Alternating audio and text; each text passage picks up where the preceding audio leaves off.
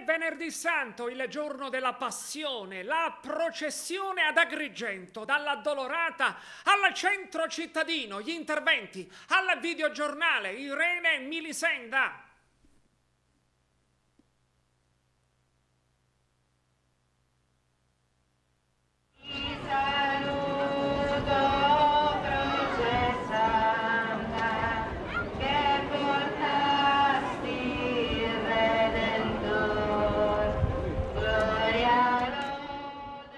I riti religiosi della Settimana Santa entrano nel vivo. La processione del Venerdì Santo ad Agrigento, così come in molte città siciliane, è un momento molto sentito di devozione e fede. Basta assistere alla numerosa partecipazione dei fedeli per comprendere il grande legame con i riti religiosi pasquali. La Via Crucis come occasione di meditazione e preghiera da vivere appieno per cogliere il significato autentico della Pasqua. La Pasqua è passaggio dalla morte alla risurrezione e dobbiamo con fede vera affermare, riconoscere che Gesù è morto non come un fallito, ma come il Redentore che dà la vita per l'espiazione dei peccati, per la salvezza di tutti gli uomini, ed è risorto per aprire a tutti la vita nuova, aprire le porte della vita eterna, le porte del paradiso. Questo evento pasquale noi celebriamo. Oggi non è un giorno di lutto, perché la morte di Gesù è una morte gloriosa.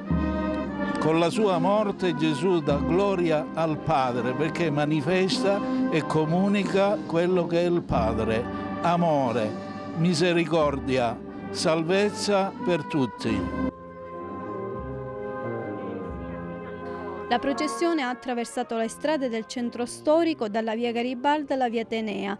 A scandire momenti di forte emozione sono l'incontro dei simulacri di Gesù appassionato con la croce sulle spalle e dell'Addolorata, e le bande musicali hanno introdotto i fedeli nel clima della preghiera e della passione.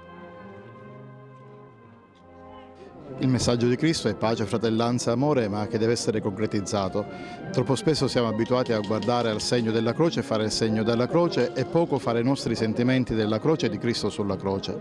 Il Venerdì Santo per Agrigento significa sensibilizzare le nostre coscienze a un'attenzione particolare verso chi è nel bisogno. Il crescente bisogno delle famiglie che si trovano in forte difficoltà sembra in alcuni momenti essere coperto da altre problematiche. Ci sono famiglie che vivono il disagio e oggi il nostro andare incontro alla croce di Cristo significa voler andare incontro alla passione di ogni uomo, con piccoli gesti. Basterebbe la sensibilità di tutti nel sapere cogliere quello che è il grido di ogni uomo e di ogni povero sulla terra. Presente anche l'amministrazione comunale con il sindaco Lillo Firetto, che ha donato un mazzo di fiori al simulacro di Gesù appassionato.